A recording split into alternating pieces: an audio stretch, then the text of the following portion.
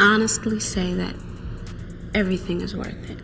The hard work, the times when you're tired, the times when you're a bit sad, the good moments when you're on stage performing in front of thousands of people.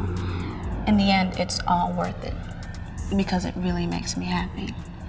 And I wouldn't trade it for anything else in the world. Right now, it's hard to say what I want my legacy to be, what I want people to say when I'm long gone. I want people to look at me as a full-on entertainer and a good person.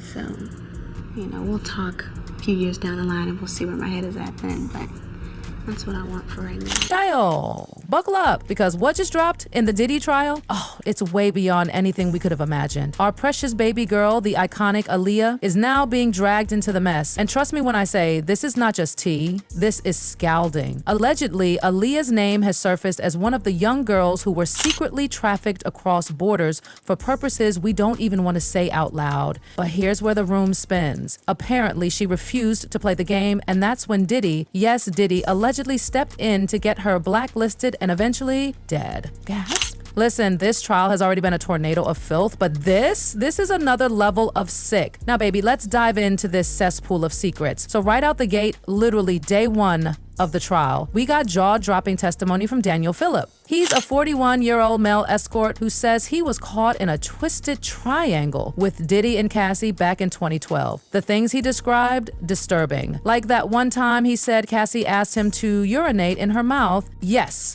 you read that right, urinate. Then another bombshell witness took the stand, Israel Flores. He used to work security at the Intercontinental Hotel in LA, and his testimony painted Diddy as a literal monster. He got a distress call from the 6th floor and walked into a nightmare. Cassie was crumpled on the floor, shielding her face while Diddy stood over her in nothing but a robe and brightly colored sock. The man was unhinged.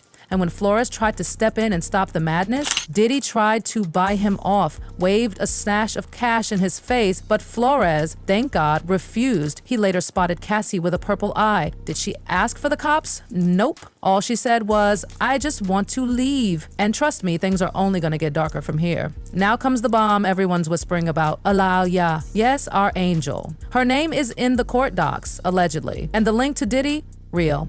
Aaliyah and Diddy were definitely in the same spaces. There's even visual proof. I'm talking parties, cozy photos, like the one from Diddy's wild 4th of July bash in 2000. It had Jay-Z, Damon Dash, Jennifer Lopez, and Aaliyah. Oh, and yes, another photo shows Diddy and Aaliyah in bed together from that same party. Don't play. They were seen together at the MTV Movie Awards in 2001, and if you go looking, there's way more footage out there, and now people are starting to piece things together because Aaliyah's story, it's eerily similar to so many others in this dirty industry. And guess what? 3 men seem to have known everything that went down. R. Kelly, Jay-Z, and Diddy. Let's talk about R. Kelly first. We know he manipulated Aaliyah into a disturbing relationship when she was underage. The man faked documents so he could marry her, got her pregnant, and the motive? So she wouldn't be legally forced to testify against him in court. Disgusting. Now here's the kicker. Reports say both Diddy and Jay-Z allegedly knew what R. Kelly was doing. They didn't just turn a blind eye, they were right there. Saw Jay-Z. And he was working with R. Kelly and they were making so many records together. They made all of those records together. They both, Aaliyah, they shared so much in common. And don't forget, Nas even called out Jay-Z for this back in 2002. He told Wendy Williams that when that infamous R. Kelly tape dropped, he could have shown it alongside a pic of Jay chilling with Kelly. Nas said, you can't tell me Jay didn't see that 14-year-old sitting on R. Kelly's lap. Whew. Say it louder. And let's not ignore the red flags around Hype Williams. He was directing Aaliyah's final music video and out of nowhere decided to change the location from Miami to the Bahamas, even though they had already started filming with a green screen. Excuse me, but Miami already has beaches, so why the switch? Why the sudden need to isolate her? Some believe this was part of a bigger setup to get Aaliyah to fly solo, which was suspicious in itself because she hated flying alone. She would always bring her mom or brother with her, but not this time. When she actually saw the plane, she, we had the Blackberries, and she said, I don't like this plane. And I was like, well, don't get on it. And she was like, well, I got to because I got work to do. She got on the plane, and she always had a very serious fear of planes in general. So she had to overcome a fear to get on that plane on the way there. But what I was really more tight about was that I had heard that Lenny Kravitz had offered her a jet and that Hype had took the jet. So that's what really pissed me off about the situation when I heard about that.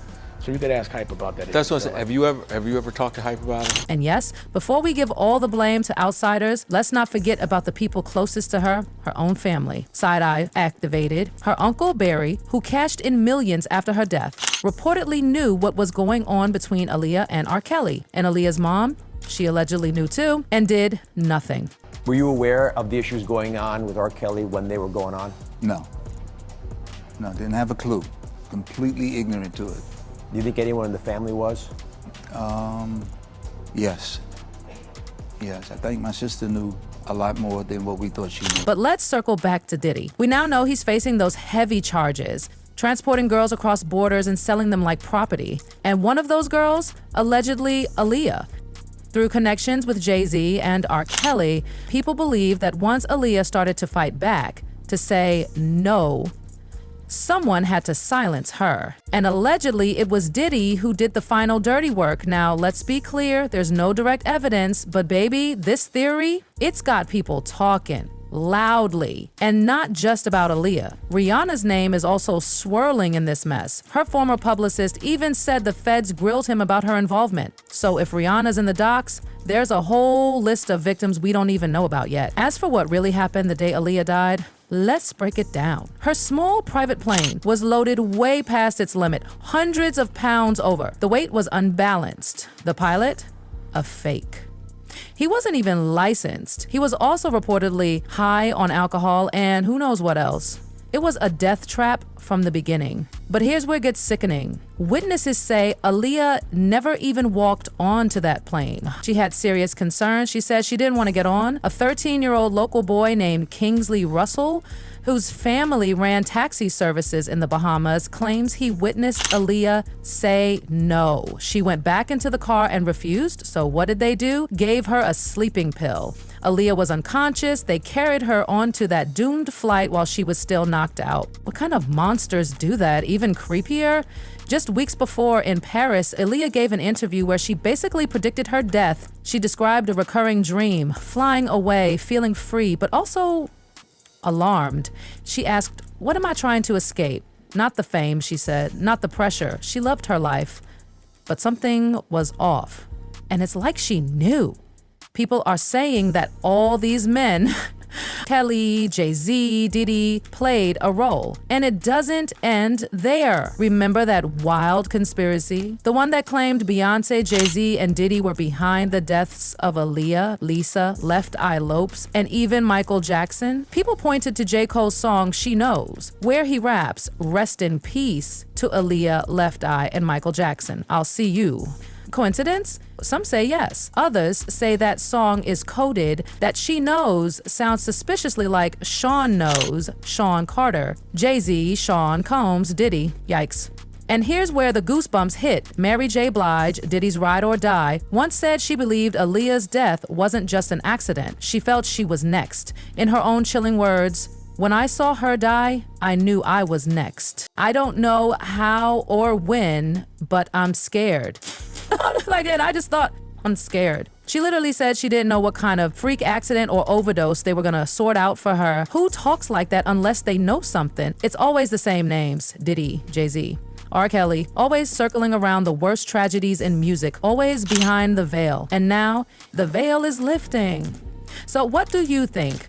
Could Aaliyah have been a victim of something far more sinister? Did Diddy have her blacklisted or worse? Drop your thoughts, because baby, this scandal is just getting started. So now that the internet is breathing fire over Aaliyah's name being connected to Diddy's alleged trafficking ring, let's unpack the other twisted layers behind her tragic ending. Because once you start peeling this onion, honey, it's not tears from emotion, it's tears from straight up horror. Let's rewind to those final days before Aaliyah got on that cursed plane. This wasn't just a tragic accident out of nowhere. People are now asking serious questions about why the logistics around her last music video shoot were suddenly flipped at the last minute. Remember, it was originally supposed to be shot in Miami. Aaliyah was in Miami. Aaliyah was comfortable in Miami. But then, poof, Hype Williams allegedly insisted they move the whole thing to the Bahamas. Why? Was that location safer? Better looking? Please. Miami has beaches for days. It was unnecessary. And fans, bloggers, and even some industry insiders have long believed that this switch was intentional, that it was designed to isolate Aaliyah to make her vulnerable. And here's the eerie part. Aaliyah was scared to fly. She said it. Everyone knew it. She didn't even like getting on planes unless she had her mom or her brother beside her. So why was she alone this time? Why were her instincts screaming, "Don't go," yet the team around her insisted otherwise? Kingsley Russell's eyewitness account makes your skin crawl. Just 13 years old at the time, and he still remembers the way Aaliyah refused to board. She literally climbed back into the cab. She said no. And what did they do? They didn't listen. They didn't protect her. They handed her a sleeping pill. They drugged her. And then someone, still unnamed to this day, carried her unconscious body onto that overloaded plane like she was cargo. That's the part that people can't unhear. Aaliyah didn't walk onto her death. She was put there. And while the official reports said the pilot was intoxicated and unlicensed, that doesn't even cover half the sketchiness. People have long suspected that the circumstances around the flight were arranged to end the way it did.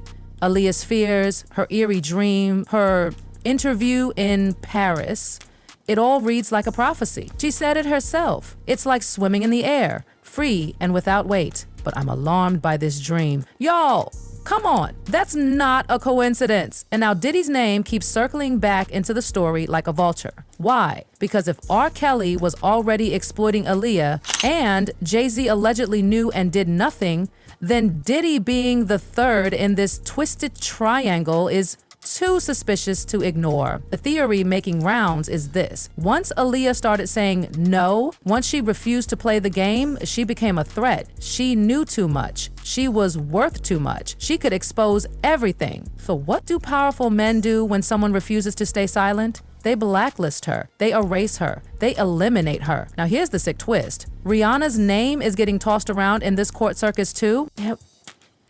Rumor has it that she was also allegedly being transported across borders, much like what's being said about Aaliyah. Her former publicist spilled that he was interrogated by federal agents about her movements. The common thread? Allegedly. The girls were all passed around powerful men in entertainment. They weren't just stars. They were being sold, and allegedly Diddy was right in the center of it all. The puppet master. The broker, the one who kept things quiet until now. And if Rihanna was part of it, then how many others? That's the question haunting everyone. Because if Aaliyah and Rihanna's names are both coming up, there's a long shadow stretching over this industry. A shadow Diddy can no longer hide in. And you better believe the internet has receipts. People are now digging through old clips, old photos, interviews, anything that can connect Diddy to these artists and prove that he was closer to them than we thought. And oh boy, the connections are there. Photos of Aaliyah and Diddy at that 4th of July party in 2000, they weren't just casual snaps. They looked comfortable, like they'd known each other for a while. And that cozy bed photo from the same party, it's setting off red flags like crazy. Fans are even pointing out how close she was to both Diddy and Jay-Z in public. Always photographed smiling, but was it real? Or was she trapped in the spotlight while being preyed on behind the scenes? And if you think the internet theories stop there, think again. People are dragging in J. Cole's cryptic lyrics, claiming his song She Knows is more than a tribute, say that it's a warning, a message. Because if he says rest in peace Aaliyah, Left Eye, Michael Jackson, why only those three? Why not others? Why those names specifically?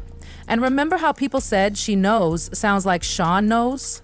As in Sean Carter J, and Sean Combs Diddy. It's not just chilling, it's shady. And then there's Mary J. Blige. Let's not overlook what she said. She literally went on record saying she feared she was next after Aaliyah. Not metaphorically, literally. Her exact words, I don't know how or when, but I'm next. I don't know what kind of freak accident they're gonna put me in, but I knew I was next. Who says things like that unless they've seen some dark things? She didn't say I'm scared of my fame. She said she was scared of being eliminated. disposed of, like Aaliyah was. And what's more terrifying, the pattern. The number of people who got too close, or knew too much, or tried to escape, only to end up gone, or ruined, or silenced. At this point, no name shocks us. Not Diddy, not Jay-Z, not Hype Williams, not even the people in Aaliyah's own camp who stood by and let it happen. Because this isn't just about fame, it's about control. And allegedly, these men controlled everything, including who lived and who didn't. And let's not pretend this is just some random TikTok theory. These accusations are showing up in court documents. Witnesses are naming names. Records are being unsealed. Stories that were once brushed off as conspiracy are suddenly not so far-fetched anymore. So what happens next? Will Aaliyah's case finally be reopened? Will authorities start connecting the dots between her, Rihanna, and all the others allegedly tied to Diddy's twisted network? And most importantly, will justice ever be served? Because if even a fraction of this is true, then Aaliyah wasn't just a tragic loss. She was sacrificed. And we can't let her story stay buried any longer, so let's hear it. Do you think Diddy had a hand in her downfall? Was she being trafficked, like the court is now alleging about other girls? Was her plane crash a convenient accident or something far more sinister? Sound off in the comments, because at this point, every whisper from the past is screaming for the truth.